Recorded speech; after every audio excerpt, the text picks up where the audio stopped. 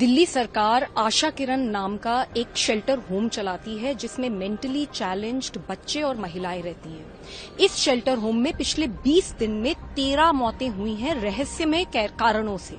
ये बहुत डराने वाली बात है और बहुत ही ज्यादा शर्मनाक है। मैं जब दिल्ली महिला आयोग की अध्यक्ष थी तब भी कुछ साल पहले इसी शेल्टर होम में 2 महीनों में 11 मौतें हुई थीं। मैंने यहां जाकर इंस्पेक्शन किया था और मैंने बहुत बुरे हालात पाए थे। मैंने सरकार को रिपोर्ट भी दी थी। मैंने सरकार को बताया था कि किस तरीके से महिलाएं वहां पे, क्योंकि स्टाफ ठीक से नहीं है, क्योंकि व्हील चेयर्स नहीं है, रेंग रेंग के बाथरूम जाने पे मजबूर हैं। वहीं कॉरिडोर में उन्हें शौच करना पड़ रहा है। कई बच्चे जो कि हिल नहीं सकते, जो कि छोटे हैं, उनको अपने ही बिस्तरों में शौच करना पड़ रहा था। पूरे हालात, इतनी गंदगी थी, इतना बदबू था, मैं बता नहीं सकती। बहुत बुरा हाल था। हमने यहां तक देखा था कि किस तरीके से कुछ स्टाफ महिलाओं को नहलाने के बहाने से वहीं उनको कॉरिडोर में नग्न अवस्था में खड़ा करते थे और उसके बाद सीसीटीवी कैमरास को कुछ आदमी मॉनिटर करते थे। डॉक्टर्स की कमी थी और साइकियाट्रिस्ट तो पूरे हफ्ते में एक बार आता था और वो भी कुछ घंटों के लिए। इतनी स्ट्रांग रिपोर्ट बना के हमने दिल्ली सरकार को दी, तब भी कुछ इंक्वायरी हुई थी लेकिन कार्यवाही कुछ नहीं हुई।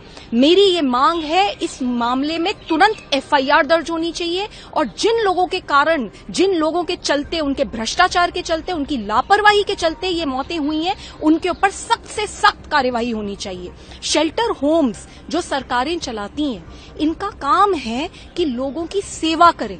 आज दिल्ली में ये हाल हो गया है कि शेल्टर होम्स की हालात जेल से बदतर है। मैं ये मुद्दा पार्लियामेंट में उठाऊंगी, जवाबदेही तय होनी चाहिए। दिल्ली सरकार आशा किरण नाम का एक शेल्टर होम चलाती है जिसमें मेंटली चैलेंज्ड बच्चे और महिलाएं रहती हैं। इस शेल्टर होम में पिछले 20 दिन में 13 मौतें हुई हैं रहस्यमय कारणों से। ये बहुत डराने वाली बात है और बहुत ही ज्यादा शर्मनाक है।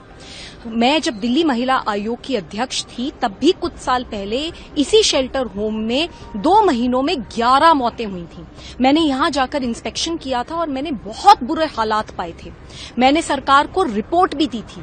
मैंने सरकार को बताया था कि किस तरीके से महिलाएं वहां पे, क्योंकि स्टाफ ठीक से नहीं है, क्योंकि व्हील चेयर्स नहीं है, रेंग रेंग के बाथरूम जाने पे मजबूर हैं। वहीं कॉरिडोर में उन्हें शौच करना पड़ रहा है। कई बच्चे जो कि हिल नहीं सकते, जो कि छोटे हैं, उनको अपने ही बिस्तरों में शौच करना पड़ रहा था। पूरे हालात, इतनी गंदगी थी, इतना बदबू था, मैं बता नहीं सकती। बहुत बुरा हाल था। हमने यहां तक देखा था कि किस तरीके से कुछ स्टाफ महिलाओं को नहलाने के बहाने से वहीं उनको कॉरिडोर में नग्न अवस्था में खड़ा करते थे और उसके बाद सीसीटीवी कैमरास को कुछ आदमी मॉनिटर करते थे। डॉक्टर्स की कमी थी और साइकियाट्रिस्ट तो पूरे हफ्ते में एक बार आता था और वो भी कुछ घंटों के लिए। इतनी स्ट्रांग रिपोर्ट बना के हमने दिल्ली सरकार को दी, तब भी कुछ इंक्वायरी हुई थी लेकिन कार्यवाही कुछ नहीं हुई। मेरी ये मांग है, इस मामले में तुरंत एफआईआर दर्ज होनी चाहिए और जिन लोगों के कारण, जिन लोगों के चलते, उनके भ्रष्टाचार के चलते, उनकी लापरवाही के चलते ये मौतें हुई हैं, उनके ऊपर सख्त से सख्त कार्यवाही होनी चाहिए। शेल्टर होम्स जो सरकारें चलाती हैं, इनका काम है कि लोगों की सेवा करें। आज दिल्ली में ये हाल हो गया है कि शेल्टर होम्स की हालात जेल से बदतर है। मैं ये मुद्दा पार्लियामेंट में उठाऊंगी, जवाबदेही तय होनी चाहिए।